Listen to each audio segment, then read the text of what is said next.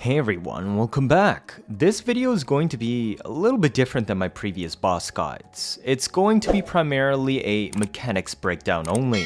Frostwalker is the very last boss available in the current beta. After doing multiple reclears with other people, I have come to the conclusion that your odds in matchmaking this boss and clearing is extremely low. Yes, there is still those running around with the animation cancel Gley bug that still isn't patched, but that's different from the scroll wheel Gley bug patched a few days ago.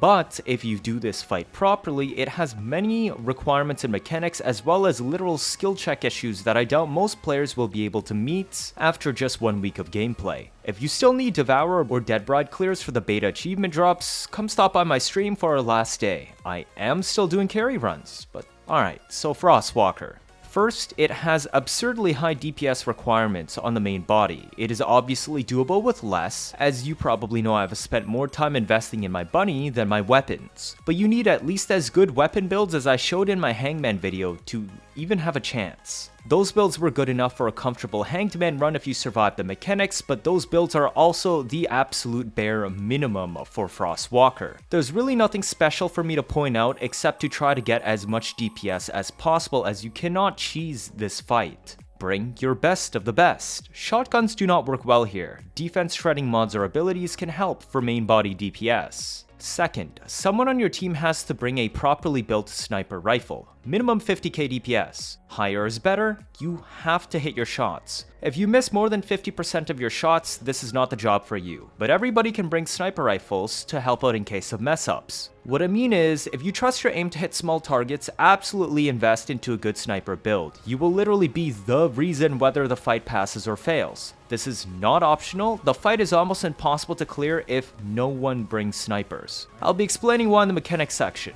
Third, teamwork on this boss this late is obvious, but communication is also important. This is because the boss mechanics rely on shooting the correct body parts off and collecting objects that appear in the fight that have no icons or light billers above them to tell where they are. The team will once again be split into 1 runner and 3 DPS. However, the runner is expected to contribute significantly more DPS than in Hangman, where you only really have to focus on running. The runner has to both have good DPS builds and also good situational awareness. You are also responsible for saving your teammates from the one-shot mechanic, as it cannot be avoided in this fight and has to be responded to instead to save your teammates. In summary, this is an extremely annoying fight in which I'm unsure if they will rebalance it for the final release. There are tons of fail conditions in this fight along the way, and missing a single one of them will result in an eventual wipe. There are sometimes ways to compensate, but will make the fight significantly harder in the later phases, since you're essentially using resources required for later in the fight to make up for mistakes earlier in the fight. Let's get into the mechanics.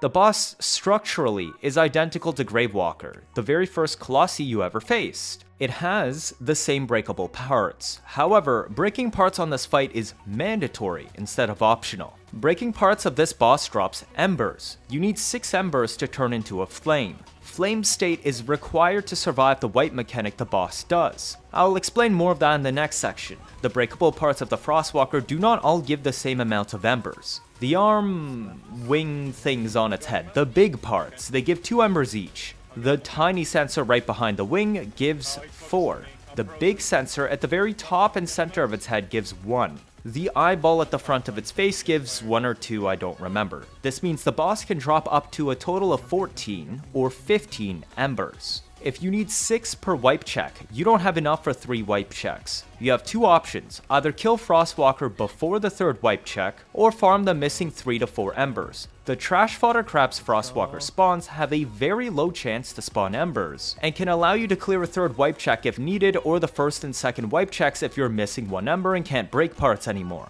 Alternatively, break an extra part on Frostwalker if you don't have enough Embers for 6 Embers on the 1st or 2nd wipe checks. Because you need 6 Embers to survive, your only option is to break one of the small sensors on the wingtips. It produces 4 Embers. Then break the big wing for another 2. The tiny sensor is the reason why you need at least 1 person with a well-built sniper that can hit their shots. The sensor has roughly 500,000 HP, and breaking it causes 4 Embers to explode very far apart around the boss. If you are good, you can break the sensor immediately at the start of fight and then rip off the wing. Otherwise, I advise focusing on a wing, rip it off. During the down phase, someone needs to pump all the sniper shots they can into breaking the wing sensor. Whoever is the runner must keep track of where these 6 embers can land. Nobody is allowed to touch these embers except the runner. Otherwise, if a DPS accidentally grabs it, then they will have to be the runner for this cycle. Let's talk about the white mechanic in the ember stacks next. At 7:30, 4:30, and 1:30 on the clock, the boss will do its freeze wipe check. It has this funny little animation distortion before it jumps, and then everybody will be frozen. It will not cancel current attacks that do this, so sometimes this attack can happen 5 to 15 seconds later, but it is always guaranteed to be the next action. The only way to survive this mechanic is with the flame mechanic. The runner must have 6 embers currently active to turn it into a flame aura. This will make them immune to the freeze, and they must run as fast as they can to get their teammates within the aura and unfreeze them. You have 10 seconds to do so before the frostbite kicks in and instantly kills them. Now, it doesn't down, it kills them outright. This is why it's extremely important for the runner to keep track of where the 6 embers drop from breaking the wing sensor and wing in each rotation. This is also why only the runner is allowed to pick them up, because you need to have 6 ember stacks on a single person to turn it into a flame aura. There's also one other caveat. You do not want to pick up these ember stacks until as late as possible as the runner. The aura only lasts 30 seconds, so you're okay to grab the 6th ember when the clock goes under 7:45, 4:45, and 1:45. This is because you need time to run to teammates and free them after the wipe check starts. The other reason why you don't want to pick up stacks early is because it is possible to lose stacks before you hit 6. If you are downed, you instantly lose all ember stacks. But if you are hit by anything that inflicts a cold status or touch ice patches on the ground, you will also lose ember stacks. Not all boss attacks inflict cold debuff around your legs, but you might as well treat them as such since you don't know what it's going to use next. The ice patches on the ground will definitely remove stacks. Trash fodder crabs are usually okay if they shoot you. Therefore, when the runner starts picking up stacks, you need to treat yourself like you have 1 HP until you get the 6th ember. Honestly, I find this the shittiest part of the fight. There are many ways it could be improved, such as adding light pillars above embers since they can sometimes fall off the map, inside of holes, behind tower covers, etc., making them difficult to track. There should also be literal numbers of flames above your head as actual flames. That matches the amount of stacks you have instead of just one flame with a number counter buff icon on your left, so they can more easily see how many you have or if you lost one from getting hit.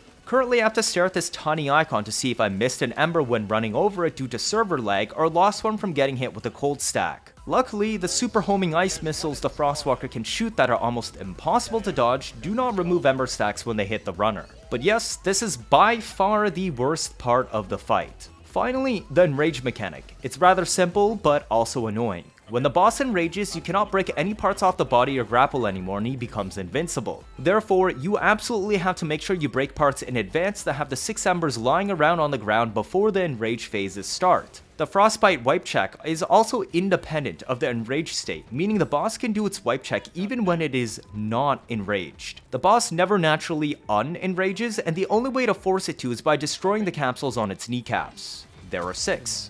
Unfortunately, they have absolutely horrid hitboxes that do not align with their model during the walking animation. Your best chance is to try shooting and then being ready to dump all your mag whenever it stops walking for an attack. They are moderately tanky and require a well-built weapon to break quickly, somewhere around 50 to 100,000 health on each. I really hope they fix the hitboxes of these capsules on release because it is extremely frustrating trying to shoot something directly in your crosshairs and repeatedly seeing the same immune pop up. Do keep in mind the wipe check can happen during Enrage, so the runner needs to always keep an eye on the timer. People downing in this fight is okay, luckily, as there's a lot more downtime than the Hanged Man fight. The boss rarely shifts aggro and does an insane amount of damage. So if you have aggro, do not go and revive people. The odds of aggro shifting off even when you try and hide before running for revive are extremely low. I strongly suggest not doing this fight in matchmaking unless you're a masochist or hoping for bugged Gleys with animation cancel snipers, but done the normal way. You realistically are only going to get this fight done by recruiting people in world chat for a pre-made squad, talking on open comms to make sure people don't break extra body parts, talking to make sure that the correct sensor and body parts are actually destroyed so you have enough embers for the wipe check, talking to find ember spawns if the runner can't find them, talking if killing fodder spawned an extra ember, talking to tell which capsules are destroyed or alive during the enrage phase, etc. This is the hardest content currently available in the beta, and honestly, unless you massively outgear it, which isn't possible in this beta, it will remain very difficult. I wish you the best, good luck and cheers. If this is your first time watching, feel free to leave a like or better yet subscribe. Let me know your thoughts down in the comments. 79.5% of you are not subscribed. Stick around if you want to see interesting memes and builds on a nearly daily basis. You won't miss out on any of that, do you? That'll be it for this video. Thank you all for watching and see you all next time.